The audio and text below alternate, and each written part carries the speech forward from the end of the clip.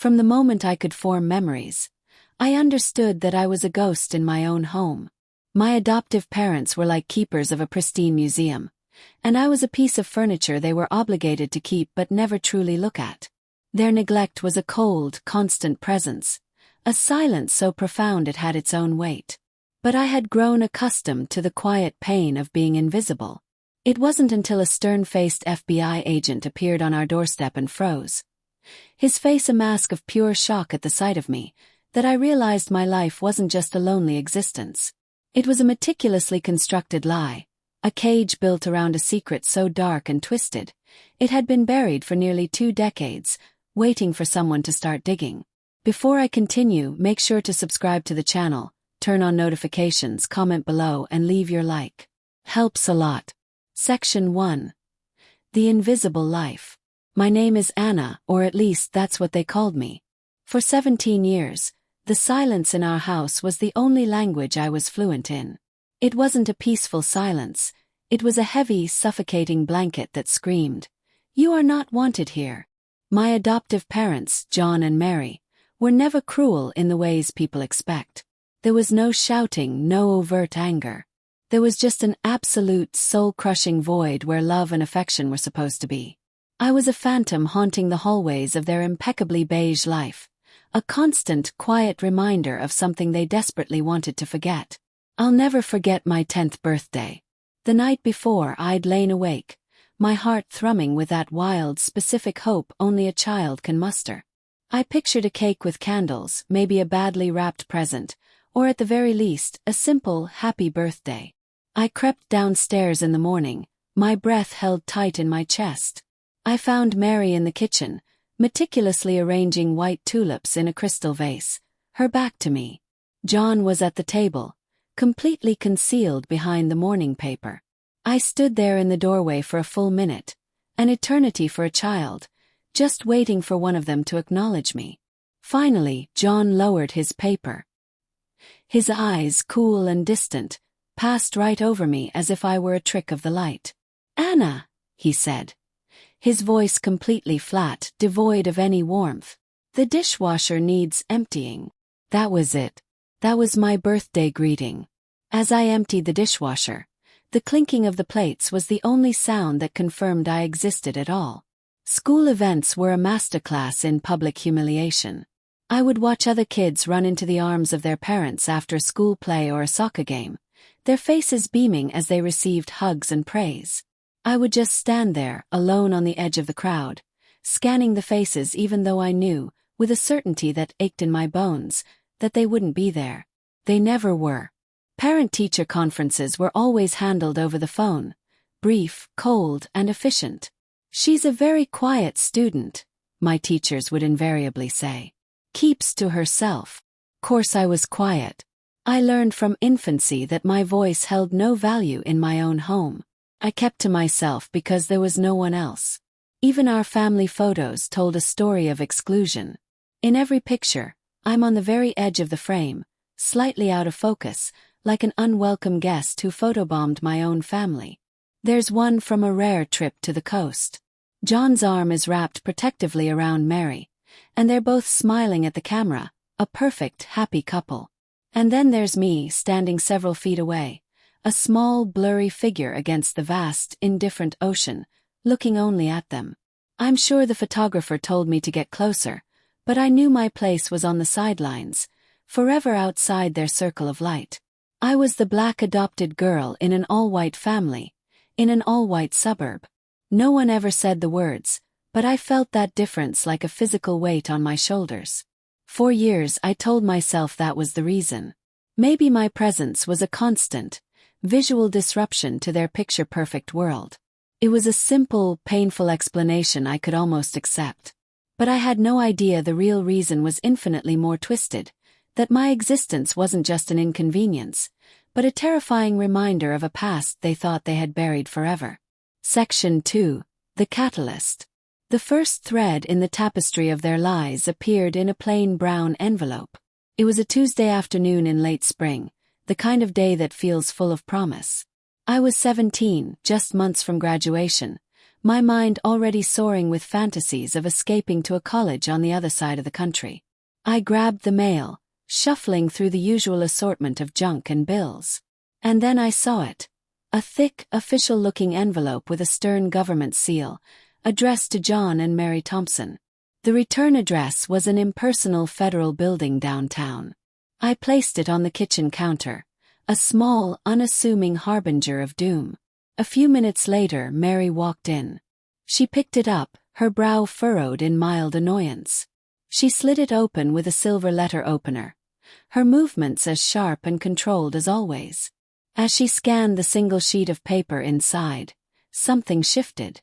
It was a minuscule change, a flicker so brief anyone else would have missed it. But I had spent my life studying her, learning to read the subtle weather patterns of her moods.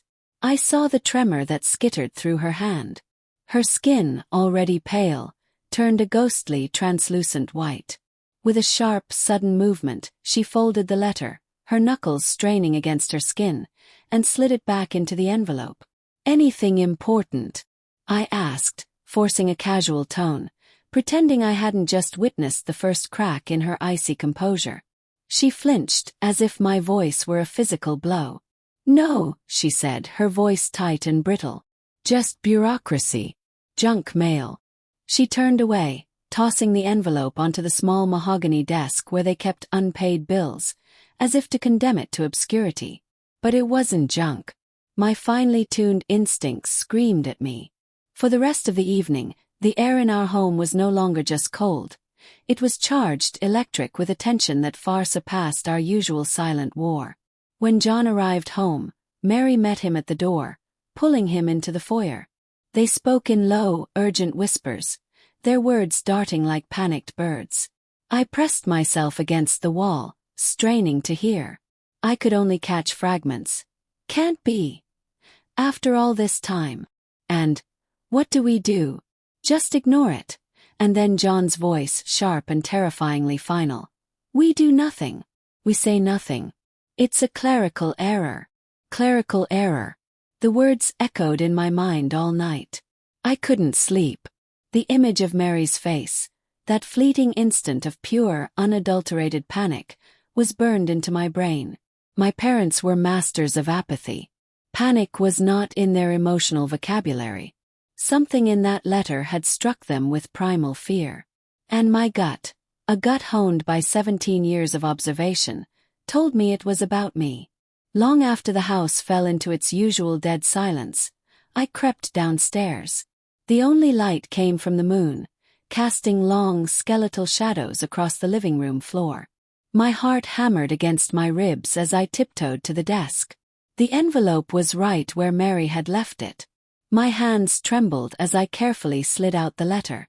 It was from the Department of Justice, a formal notice regarding a routine review of adoption files. It stated that my name, Anna Thompson, had been flagged for a file update.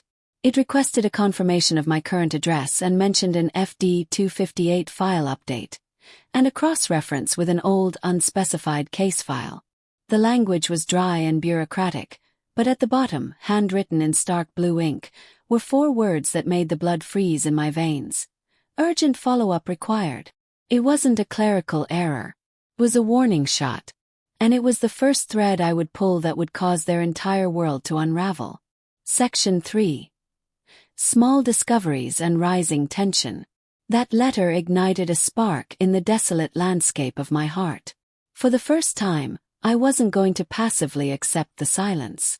I had to know why a single piece of paper could shatter my parents' fortress of indifference. The answers, I knew, had to be hidden in the past. My search began in the attic, a dusty graveyard of forgotten things. It was a place they never ventured, a tomb of old furniture, holiday decorations, and boxes sealed with decaying tape. I told them I was doing some spring cleaning, a lie they accepted without a second thought, relieved that I was occupied and out of sight. My real mission was to find my adoption papers. It took 2 days of sifting through layers of dust and memories that weren't mine, but I finally found it. Tucked behind a broken rocking horse was a heavy, sealed box labeled simply, "AT Personal," my initials. With my heart pounding, I pried it open. Inside was a trove of official documents. My adoption decree, my revised birth certificate listing John and Mary as my parents, and a thick file labeled Home Study. I sat on the dusty floorboards, the air thick with the smell of old paper, and began to read. Most of it was standard. Interviews, financial records, glowing letters of recommendation from friends. It painted a portrait of two eager, loving parents-to-be, a couple so alien to the people I knew that it felt like reading a work of fiction. But at the very bottom, beneath everything else, I found a smaller, sealed envelope. The paper was yellowed and brittle with age. My name wasn't on it. Instead, a single name was written in Mary's perfect cursive handwriting. Amara. My fingers trembled as I broke the seal. Inside were only 3 things: a photograph, a single piece of paper, and a tiny, folded hospital bracelet. The photo was of a beautiful young black woman with kind, vibrant eyes and a radiant smile, holding a newborn baby wrapped in a familiar pink blanket. My blanket. I had a single baby picture of myself in that exact same blanket. This woman. She was my birth mother. Her name was Amara. The piece of paper was a copy of an original birth certificate. It listed my birth name as Serena, and it named Amara as my mother. The space for the father's name was blank. The tiny plastic hospital bracelet had my real name on it, too. Serena. I wasn't Anna. I was Serena. The air in the attic suddenly felt thin, constricting my lungs. My entire life I had been Anna, a name that felt as ill-fitting as a stranger's coat. Serena. I whispered the name aloud. Felt foreign on my tongue but also right, like finding a key to a lock I never knew was there. There was nothing in the file explaining why my name was changed, nothing about what happened to Amara. The official narrative was simple: a private adoption, biological mother unable to care for the child. But if it was that simple, why the secrecy? Why hide her picture, her name, my real name, in a sealed envelope at the bottom of a box of lies? That night at dinner, I decided to lay a trap. The silence between us was stretched thin, humming with unspoken tension. I was thinking about my adoption today, I said, my voice sounding unnaturally loud in the quiet room. Mary froze, her fork hovering mid-air. John's newspaper rustled. I was wondering about my birth mother, I pressed on. Do you know what her name was? Mary set her fork down with a sharp, definitive click. Anna, we've discussed this. It was a closed adoption. We don't possess that information. It's better not to dwell on the past. Are you sure? I pushed, my heart hammering against my ribs. I just thought there might have been a name mentioned somewhere in the papers. There is nothing, John said, his voice firm as steel, his eyes never leaving the page. The subject is closed. That was a difficult time and we gave you a home.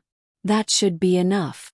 The finality in his voice was a door slamming shut in my face.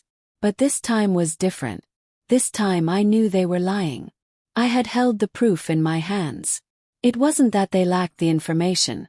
They were actively, desperately hiding it. The coldness, the neglect. It wasn't just apathy. It was a strategy. It was a wall they had built, brick by brick, around a secret. Secret named Amara. And I realized with a chilling certainty that they weren't just ignoring me. They were trying to erase every single trace of the girl I used to be. Serena. Section 4. The arrival. A week passed. The tension in the house was a low, constant hum of anxiety just beneath the surface of our sterile routine. I felt like I was living a double life. By day, I was Anna, the quiet, invisible daughter, gliding through the motions. By night, I was Serena, a detective poring over the documents from the attic, staring at the photograph of Amara until my eyes burned, trying to will her to tell me her story. The name Serena became my secret identity, a hidden source of strength. It was a clue that I was more than just the unwanted child of the Thompson house. The doorbell rang on a Thursday afternoon. It was raining, a miserable gray drizzle that perfectly matched the atmosphere inside. Mary was out, John was at work. I was alone, curled on the sofa with a book I wasn't reading. The sound was so rare it made me jump. We never ever had unexpected visitors. I peered through the peephole.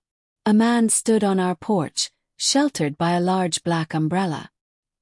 He wore a dark, impeccably tailored suit that seemed to repel the rain. He was tall with short graying hair and a serious, unreadable face. He radiated an aura of authority. My mind instantly flashed to the letter from the Department of Justice. I opened the door a few inches, leaving the security chain latched. "Can I help you?" He held up a leather wallet, flipping it open to reveal a badge and an ID card. "Agent David Miller, FBI," he said, his voice calm and professional. "I'm here to speak with John and Mary Thompson." "FBI." My blood ran cold. This was real. "They're not home right now," I stammered. "I see," he said. His eyes, sharp and unervingly intelligent, scanned my face. "And you are?" "I'm their daughter, Anna." The moment the name left my lips, it happened. Agent Miller's professional mask didn't just crack. It shattered. He froze. His entire body went rigid. His eyes widened, and all the color drained from his face. This wasn't the contained panic I'd seen in my mother. This was raw, unfiltered shock. A deep, visceral reaction. He stared at me as if he had just seen a ghost walk through a wall. He wasn't just looking at me. It was as if he was seeing someone else's face superimposed over mine. For a few seconds, time stood still. The only sounds were the drumming of the rain on the porch roof and the frantic pounding of my own heart. He just stared, his mouth slightly agape, for what felt like an eternity. I could almost see the storm of confusion and disbelief raging behind his eyes. He finally blinked, pulling himself back together with a visible effort.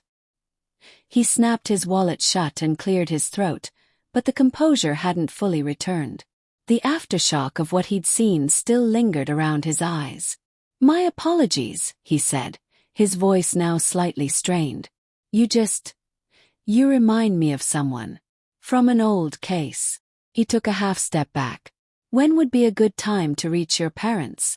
"My dad gets home around 6, I managed to say, my voice barely a whisper. I was still reeling from his reaction. It was the most intense, genuine emotion anyone had ever directed at me in this house. "Thank you, Miss Thompson," he said, his professional tone now firmly back in place. He handed me his business card. "Please have your father call me." With that, he turned and walked away, his black umbrella melting back into the gray afternoon. I stood in the doorway, clutching the small white card, my entire body trembling. An old case. He thought I looked like someone from an old case. Suddenly, it all started to click into place. A letter. My parents' terror. The hidden birth certificate. The name Serena.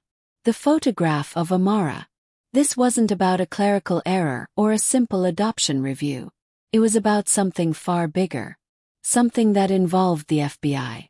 Something that could make a veteran agent freeze on a suburban doorstep. He hadn't been looking at Anna Thompson, the invisible daughter. He had been looking at Serena. And for the first time, I understood that the lie I was living wasn't just about my family. It was much, much bigger. My past wasn't just forgotten. It was a case file. And the ghost he saw wasn't mine. It was my mother's. If you're still here with me, don't forget to subscribe, activate notifications, leave your like, and share this video with someone. Section 5. Unraveling the lie. Agent Miller's business card felt like a ticking bomb in my palm. Special Agent David Miller, FBI. Phone number. An email address. This small piece of cardstock was the first tangible link to the world they had so carefully hidden from me. When John came home, I handed him the card without a word, watching him like a hawk. His face hardened into a mask of stone, but I saw the telltale clench of the muscle in his jaw. "I'll handle this," was all he said. He disappeared into his study and shut the door. I pressed my ear against the cool wood, listening to the muffled, controlled cadence of his voice. I could hear the fear coiled beneath the surface. "Yes, this is John Thompson. See, a misunderstanding." No, that won't be necessary. The file is closed. It is a historical matter. She is happy here. We must request that you respect our privacy. He was trying to shut it down, trying to rebuild the wall. But it was too late. Agent Miller had taken a sledgehammer to it. I knew then that my parents would never give me the truth. I would have to seize it myself. That night I took the biggest risk of my life. I opened my laptop and composed an email to Agent Miller. Subject: Anna Thompson. Dear Agent Miller, you came to my house today. You said I reminded you of someone from an old case. My parents refused to tell me anything about my birth family or my adoption. I know they're hiding something. I think you know what it is. Please, if you know who I am or who my birth mother was, I have to know. Anything you can tell me would mean everything. Anna Thompson. My finger hovered over the send button, my heart pounding with a mix of terror and hope. I hit send before I could lose my nerve. I didn't truly expect a reply. Why would an FBI agent risk discussing a case with a 17-year-old over email? But less than an hour later, a notification pinged in my inbox. Subject: Anna Thompson. Anna. I cannot discuss official bureau business. However, your resemblance to your mother, Amara, is truly striking. I am sorry for my reaction earlier today. Some files are never truly closed. If you are seeking information, public records can often be illuminating. I would suggest you look into an incident from 18 years ago. The Arcadia Park incident. D. Miller. Arcadia Park. Amara. He had confirmed her name. His email was carefully, professionally worded, but the message was a blazing beacon in the darkness. He was pointing the way. I spent the rest of the night falling down a digital rabbit hole, my fingers flying across the keyboard. Arcadia Park incident, Amara disappearance, anything I could think of. First, nothing. But then, buried deep in the digital archives of a local newspaper, I found it. A small article dated almost 18 years to the day. The headline read, "Local woman disappears, foul play suspected." My blood turned to ice as I read. The article was about a 22-year-old artist and community activist named Amara Jennings who had vanished without a trace. She was last seen in Arcadia Park. It said she had a newborn daughter who was also missing from her apartment but was later found, safe, left anonymously at a local fire station. The police had no suspects, no leads. The case went cold. Amara Jennings was presumed dead. I stared at the screen, the words blurring as tears streamed down my face. My mother hadn't just given me up. She had been taken. She was the victim of a violent crime. And I was the baby, the infant left at the fire station. This changed everything. My adoption wasn't a choice. It was the aftermath of a tragedy. But it still didn't explain John and Mary. Why would they adopt the daughter of a woman at the center of an FBI investigation? Why the suffocating secrecy and fear? You would think they would be sympathetic, open about my tragic origins. Instead, they tried to erase her. They tried to erase me. I kept digging, my grief now sharpened by a desperate need for answers. I searched for Amara Jennings. I found a few more articles about her community art projects, her passionate activism. She was described as a fighter, a vibrant force of nature. Then I found a follow-up piece from a year after her disappearance. It mentioned that the investigation had briefly focused on her estranged family, specifically a sister who disapproved of Amara's bohemian lifestyle. The sister's name wasn't mentioned. It just said she was a prominent local figure who had recently married into a well-respected family. A cold, heavy dread began to seep into my bones. A prominent local figure. A well-respected family. I ran back to the attic, my heart hammering. I tore through the box, scattering papers across the dusty floor. I found the home study file, the character references, the letters supporting John and Mary's adoption. And then I saw it.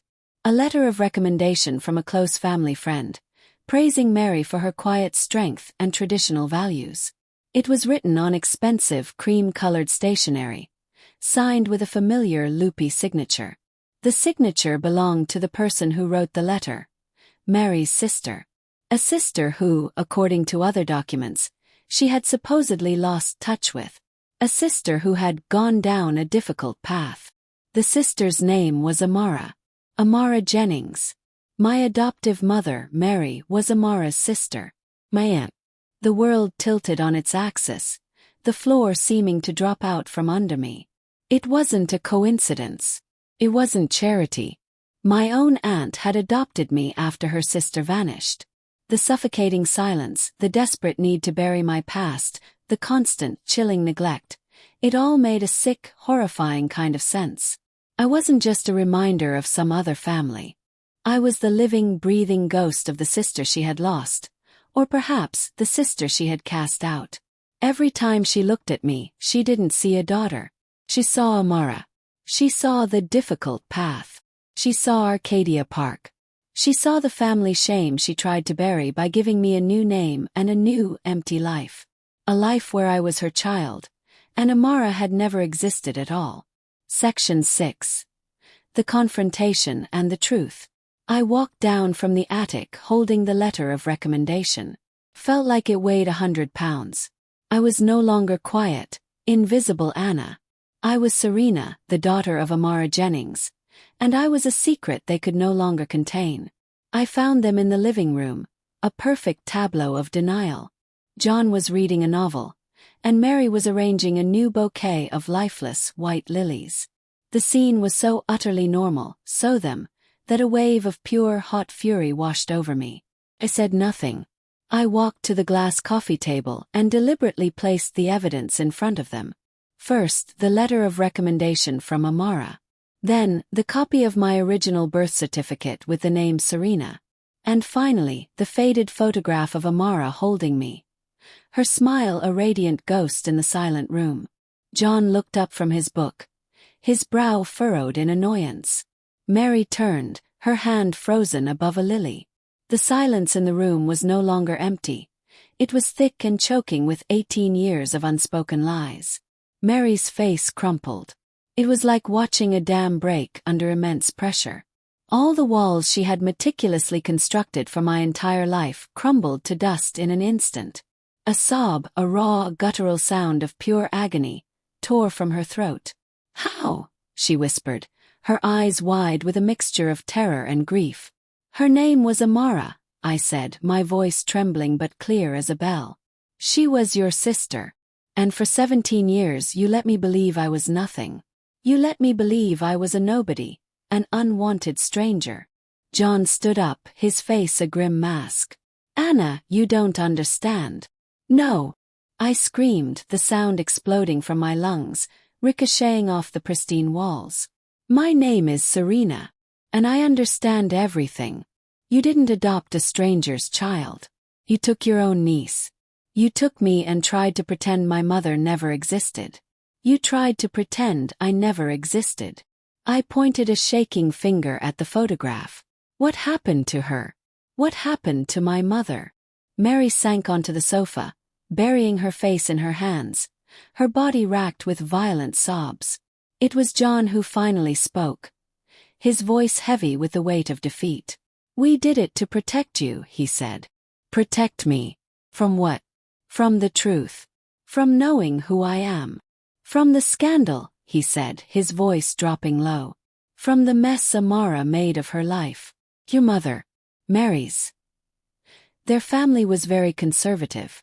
Amara was the rebel, the artist, the activist. She got involved with the wrong people. She became pregnant and refused to name the father. She brought shame on the entire family. She was a victim. I cried, my voice cracking. She disappeared. Someone might have killed her. "We don't know what happened," John said, his voice hardening again. "She ran off. That's what the family decided. That was the official story. She was unstable. She abandoned you. It was easier that way." "Easier for whom?" I shot back, the words like venom. "For you. For Mary's parents." Mary looked up, her face a ravaged mask of tears and regret. "I loved her," she whispered. "She was my little sister. But she was a storm. She was going to destroy herself, and she was going to take you down with her." When she vanished, and you were found, it was a chance. A chance to give you a normal, quiet life. Away from all of that. A quiet life. I laughed, a bitter, ugly sound that didn't feel like my own. You call this a life? You erased me. You looked at me every single day and saw your shame. You saw the sister you couldn't control. You saw the scandal you were so desperate to escape. I was never your daughter. I was your punishment. The truth was finally out, hanging between us, toxic and suffocating. They hadn't taken me in out of love, but out of a twisted cocktail of familial duty and shame. They had silenced my past to protect their own fragile peace. And in burying the memory of Amara, they had buried me right alongside her. Section 7. The major twist. I thought that was it. I thought I had finally unearthed the entire, ugly truth. My aunt had adopted me to conceal a family scandal, and her shame and guilt curdled into 2 decades of profound neglect. It was a horrific story, but I believed it was over. I was so devastatingly wrong. The darkest, most monstrous part of the secret was still buried. The confrontation shattered the fragile illusion of our family. Mary retreated completely into herself, a ghost in her own house, while John began to treat me with a new, weary distance. A few days later, he quietly left a cardboard box outside my bedroom door. Inside was more of Amara's life. A worn journal, sketchbooks filled with vibrant drawings, more photographs. It was a peace offering, a white flag of surrender. That night, I sat on my bedroom floor and pieced together the mother I never knew. Her journal was filled with her fiery thoughts, her beautiful poetry, her passion for justice. Her sketches were breathtaking, capturing the life she saw all around her. It was like meeting her for the first time. Then I picked up a small, leather-bound photo album. It was filled with pictures of Mary and Amara as children, then as teenagers, laughing, arguing, growing up side by side. They looked so close. In the very back of the album, tucked into a protective plastic sleeve, was a single, professional photograph. It was a picture of my father, John, in his early 20s. He looked so different, younger, happier, with a spark in his eye. And standing next to him, with her arm linked through his and her head resting on his shoulder, was Amara. They weren't just acquaintances. They had been a couple. My stomach plummeted. I stared at the photo, my brain refusing to connect the obvious, horrifying dots. And Amara, my father and my biological mother. With shaking hands, I grabbed Amara's journal and frantically flipped through the pages, searching for his name. Found it. Entry after entry about Jay. Her Jay, who understood her art, who believed in her fierce spirit. Then the entries turned dark. Jay's family didn't approve. Jay was being pressured to marry someone more suitable. Jay was pulling away. The last entry that mentioned him was a cry of pure heartbreak. Jay told me it's over. He said his family would disown him if he stayed with me. He chose them. He chose her. As flooded my veins. I scrambled for the old adoption file, tearing through the pages until I found the timeline. John and Mary's wedding date. It was 6 months after that final, agonizing journal entry from Amara, and it was just 2 months before I was born. The truth, the real, monstrous truth, hit me with the force of a physical blow. John wasn't just my adoptive father. He was my biological father. He hadn't married Mary and then charitably adopted his ex-girlfriend's abandoned child. He had left my pregnant mother, Amara, to marry her own sister, Mary. He had chosen the suitable sister, the quiet one, the one who wouldn't make waves. My entire existence was a lie built on top of an even bigger, more heinous lie. Agent Miller hadn't frozen just because I looked like Amara. He must have been a young agent on her missing person case. He had probably seen that exact photograph.